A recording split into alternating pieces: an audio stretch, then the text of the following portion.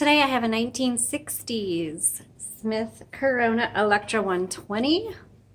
Again, this is one of my favorites, not because it's, you know, one of the nicer ones. It's just a really solid typewriter. And if you're looking for something to have on hand that's a good everyday typewriter and that you can just pull out and you can pump something out real quick, or if you have somebody who's new to typing and they need something to type on, or if you have kids, this is going to be one of the #1 typewriters I will recommend for that. I just love it. It's electric with a manual return. I prefer manual returns. Power returns I think are really clunky and they cause your typewriter to kind of flow around, you know, jerk around a lot. I prefer manual return. So I love this typewriter. Let's take a look at it. We have painted it kind of like this turquoise blue. It's so pretty. Reminds me of the ocean. In the back here, you'll find this is your paper holder, and it keeps your paper, when you roll it in, keeps the paper from flopping over. If you want to set your margins, then you press down and you slide. Now this has a 12-inch carriage, which is longer than normal. And that is good because you can put your paper in landscape or portrait. And this kind of typewriter, actually any of them, you can use cardstock. I know a lot of people use typewriters for crafts. We have one client who does paintings, and then she types at the bottom of the cardstock using typewriters. And so you can put heavier stock paper in a typewriter. Now if it's too heavy, it will kink the typewriter, so just keep that in mind. All right, so right here, this releases this metal bar, and that metal bar holds your paper against the roller really taut. So if you need to adjust your paper, then you just pull that forward. Right here on the back, that releases the carriage. Okay. On this side, you can adjust single, 1.5, or 2-line return. So when you hit the return bar, it's going to adjust 1, 1.5, or 2 lines advance. What I'm trying to say, I guess. All right, let me put it back in the middle. Let me open this up. When you open up the top, make sure the carriage handle is clear of the top. So I like to just send it over to the left. Then you pull that open and you'll see the ribbon spools inside of there. This is a universal ribbon. It's a 2-inch diameter ribbon, and you can get those on our Etsy shop, or if you purchase a typewriter, we always put a brand new one in, and then you also have the option to order an extra one. But if you ever need ribbon, they're on our shop. We have black only and the black-red combo. And we also carry the Core-O-Matic cartridges. So this one, when you get to the end, the typewriter most likely is just going to stop and kind of stick on you. And there's nothing wrong with the typewriter. It's just it's at the end of the ribbon. And so what you need to do is you need to reverse the direction right here. And then you can start typing again. Or sometimes the typewriter won't stop typing. It'll just get faint. So please stop typing when your font gets faint, because if you try to keep typing when you're at the end of the spool, you're likely to punch a hole in your ribbon or tear it, and you don't want that to happen. And if it does, you just clip it and then you can re-thread it onto the spool. So let's see what direction it's going. It's going, well, it's at the end, I can tell. So let's see.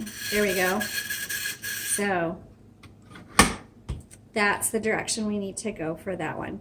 To set a tab, you hit set. You can use this to actually tab over, and you can clear right here. Color selector, it's on black. You can switch over to red. This is your power switch. This typewriter has the option of a half space, regular space, power space. Now this is an electric typewriter. It must be plugged in to work. It will not work at all unless it is plugged into a wall outlet. It doesn't have a charger or batteries or anything like that.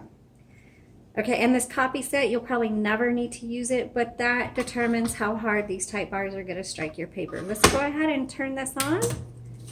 And practice typing. So the paper goes right here. And I forgot to show you, there's a paper guide all the way to the left. I like to move it to about the number 10 or so.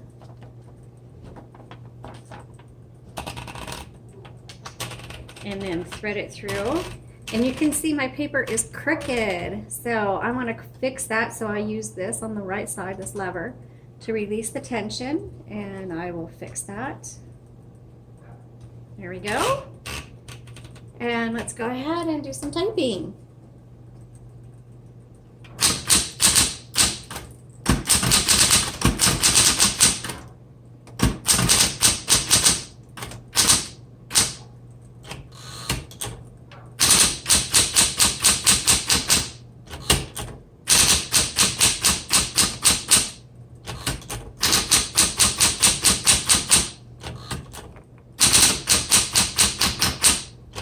Let's do our caps lock.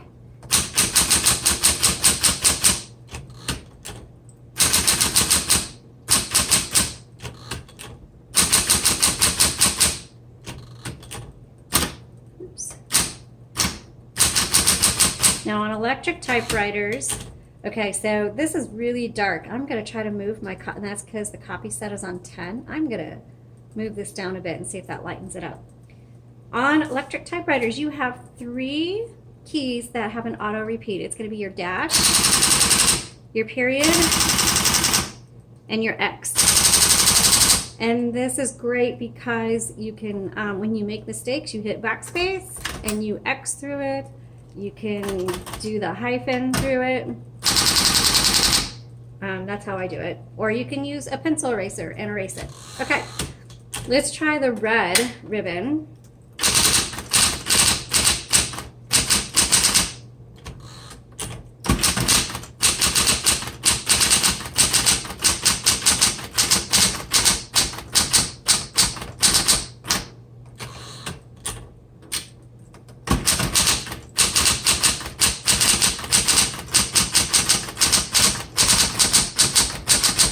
The nice thing about electric typewriters, if you're a fast typist, then it can keep up with you.